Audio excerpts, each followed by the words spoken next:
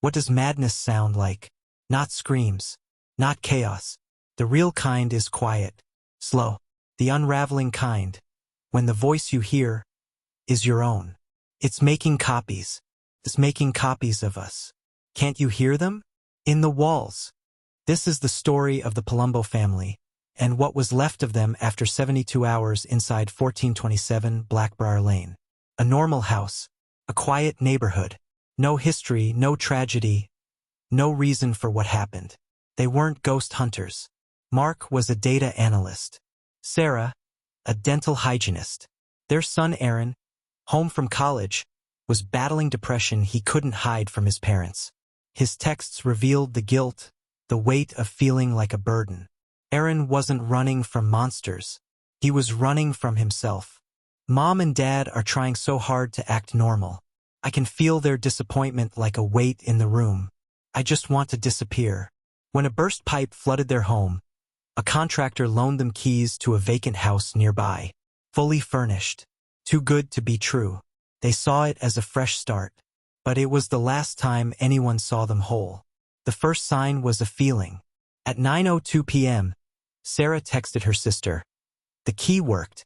Place is insanely nice. Almost too nice. Sterile. Like a museum. Aaron claimed the downstairs den. Says it's quiet. Thank God for small mercies. But Aaron wasn't in the den. He was in the master closet recording a voice memo. His breathing was fast. Note to self. Weird acoustic thing here. Can hear everything. Mom unpacking in the kitchen. Dad's TV 2 rooms away. It's not echoey. It's precise. Like I'm wearing headphones. I can hear my own heartbeat. This is, weird. The house wasn't haunted. It was an acoustic anomaly. A design that didn't scatter sound, it collected it, focused it, and then played it back. By 10:17 p.m., Mark was watching baseball. Volume 22. Sarah, reading down the hall, heard a faint roar. Normal. But in the den, Aaron heard the crowd as if he were in the stadium. Vendors shouting, peanuts cracking. The house was feeding him sound, carving it with surgical precision. By 11:48 p.m., Aaron texted his mother, Mom, can you please stop pacing? I'm trying to sleep. But Sarah wasn't pacing. She'd been asleep for an hour. She never saw the message. The house did. At 12:31 a.m., it played Sarah's sleeping breaths back into the den. Not soft. Not natural. A looping mechanical gasp. Right by Aaron's ear. Reality fractured. The house was no longer transmitting. It was speaking. Aaron hit record. 3 hours of silence. Broken by whispers.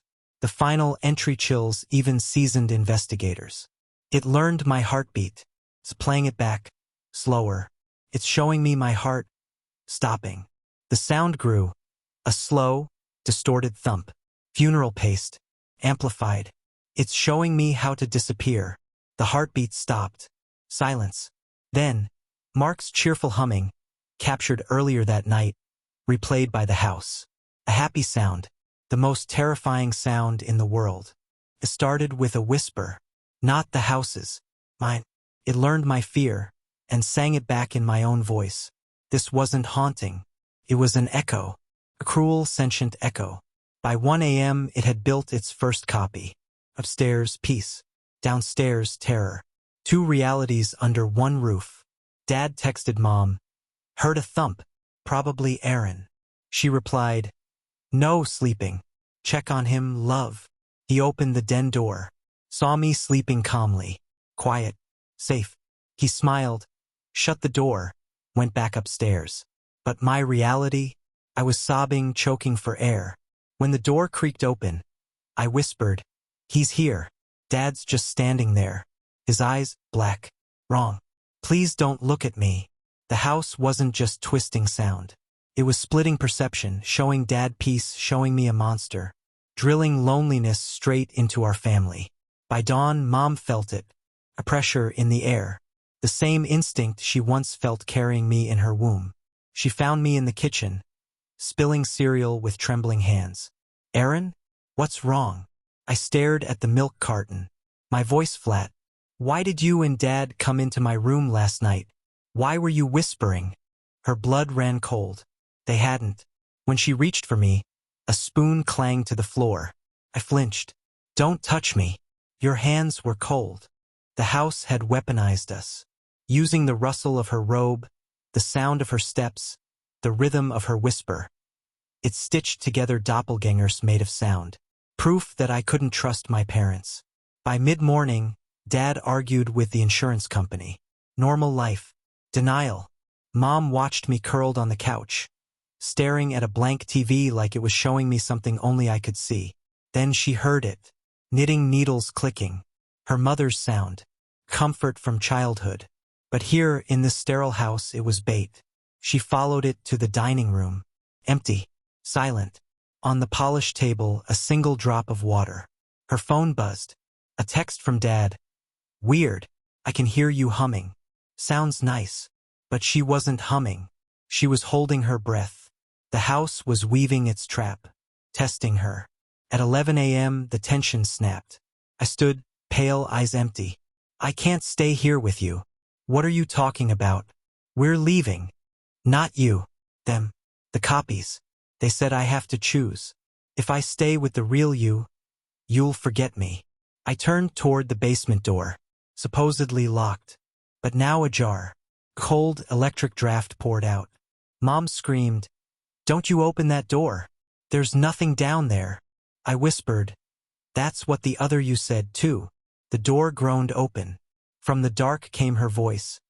My mother's voice, but sweeter, pitying, impossible. "It's okay, Aaron. Come to me. I'll never forget you. I'll never let you go." The house wasn't showing me monsters. It was showing me a better mother. One who would never be disappointed. One who promised to love me forever. In the dark. Next. What did I choose? And what did my parents find when they finally followed me down? It sounded more like her than she did. "I'm right here, Aaron. I'll never leave you." Behind me, my real mother. Human, fragile, afraid. Below me, the perfect voice in the dark, promising forever. And I chose the basement. I took 12 steps down, each one swallowed by darkness. My phone glow was the only light. At the top of the stairs, Mom froze, watching me slip away. She later said, "It wasn't anger. It was erasure." That thing was more of his mother than I was. Then the humming stopped. 13 seconds of silence. And a wet crunch, followed by the sound of water, lapping like a shore. "Aaron? Answer me." No reply, only the voice, calm, curious. "He's listening to the lake now." But there was no lake. The report confirmed it. No water within 3 miles. The basement was dry. The house wasn't replaying sound. It was manifesting mine. The lake where we scattered Grandpa's ashes. My peace. My heaven. Mom's fear shattered into rage. She screamed for Dad. "It has him. It's using my voice." The 911 call. "Sir, can you describe the intruder?" And my father, a man of logic, broke. "There's no one. Just a sound. And it's eating my boy." Then my voice, drifting up. Not fearful, but blissful. "I can see him. Grandpa's here. He says it's okay." The police arrived in under 4 minutes. The stairs were empty. The basement silent. No water. No me. Just dust. But they found one thing. My phone. Recording. Captured 2 more minutes after I disappeared. The last words, whispered in my voice, and in something else's. "I am home. I was never seen again." The report says missing. But my parents know the truth. The house didn't take me. It welcomed me. The police radio crackled. "Missing juvenile. Possible psychological episode. Subject may be disoriented." Then silence. A teardrop on the floor. The sound of tape coming down. The door shutting on a house that became just a house again. And the unbearable silence I was left with. I couldn't stay. The smell of our basement wasn't the same. It wasn't his smell. I recorded one last clip. Just me staring at Aaron's closed door. I never opened it. To open it meant admitting the boy inside was gone. On my grief counselor's notepad, I wrote one question. How do I grieve a sound? Grief has a gravity. Mark and I were caught in its orbit but alone. His late-night text said, I should have heard it. I missed the data. My replies, it was my voice. I should have screamed louder. Our guilt wasn't shared. It was a wall, brick by brick. The official search ended. Ours didn't. Mark chased logic, lawsuits, science, villains. I searched faith, dreams, messages, the impossible. Both searching for the same boy, but in different worlds. Then, 3 months later, a knock. The private investigator we'd fired. She hadn't cashed her check. She'd listened to the full 2-hour recording from Aaron's phone. She pressed play. Static, layered whispers. Not threats. Truths. She's ashamed of you. Then, in Mark's voice, such a waste of potential. The house didn't give Aaron a mother. It gave him escape from the prison of his own worthlessness. The tape played to the end. The whispers faded. The water stopped. And Aaron's voice came through, clear and calm. It's okay, Mom. It's not your fault. I'm just going where the quiet is. Not to the copy. To me, a moment of clarity. A final absolution. The investigator left the player behind. Mark and I sat for hours in silence. My son's forgiveness filling the room, heavier than any monster. Our boy was gone, but he left us a truth. Was it a gift to let us grieve, or a curse that would keep us chained forever? Aaron's last words echoed. It's okay, Mom. It's not your fault. I'm just going where the quiet is. Then silence. Final. What's heavier?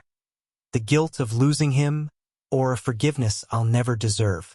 Aaron's absolution didn't bring peace. It shattered us. His words weren't comfort, they were a verdict. My son had to walk into hell to escape me. Mark watched me vanish into silence he couldn't solve. His grief twisted into obsession. He parked outside Blackbriar every day, staring at the house, begging it to fight back. When a young family moved in, he panicked, warning them, raving about sounds and copies. They called the cops. To them, he wasn't a father. He was a madman. The house had stolen his son, and now it stripped his credibility too.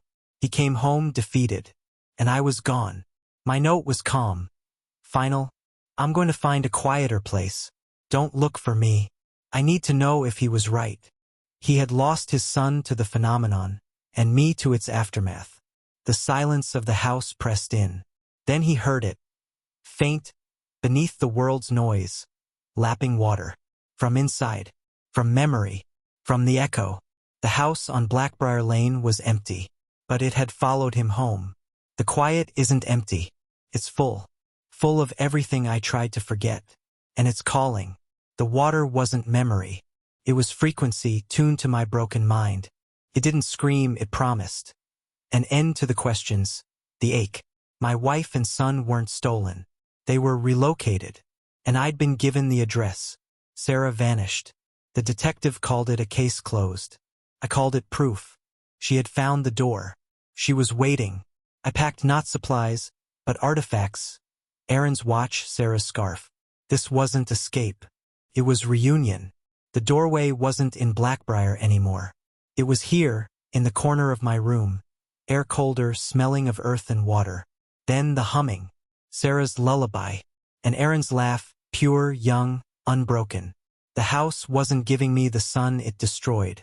It was offering the one I lost years ago. The one I could never refuse. I leaned into the dark. Felt like water on a summer day. Not fear, relief. Certainty. I had solved the puzzle. Found them. And then silence. Because some cases shouldn't be solved. Some silences should never be broken. A single drop of water echoes. Then silence. This is how a story ends. Not with a scream, but with a sigh. 3 lives. 1 family. Erased not by a monster, but by a silence that became a destination. The world moved on. A new family lives in their old house. No nightmares, no echoes. The reports call it psychosis, a tragedy. Clean, clinical answer. But comfort isn't truth. The truth is the horror was never in the walls. It was in the mind. The house was only a mirror. Aaron believed he was a burden. Sarah feared she was a failure. Mark searched for data he could never solve. They weren't taken. They chose. They stepped into a silence they believed was peace. The warning isn't about a house. It's about us. The quiet before sleep. The silence after a fight. The echo of grief we can't hold and can't let go. That's where the danger lives. Because sometimes the quiet calls. And sometimes we listen. Case files blur. Fading into the deep blue of still water. Aaron found quiet. Sarah found her son. Mark found his family. Their pain is over. Their story is done. Some silences aren't meant to be broken. Some stories aren't meant to be solved. Only remembered. If you felt the pull of the quiet, you are not alone. Hold on to the sound. Subscribe to the Veil of Secret. The truth is often silent. We give it a voice.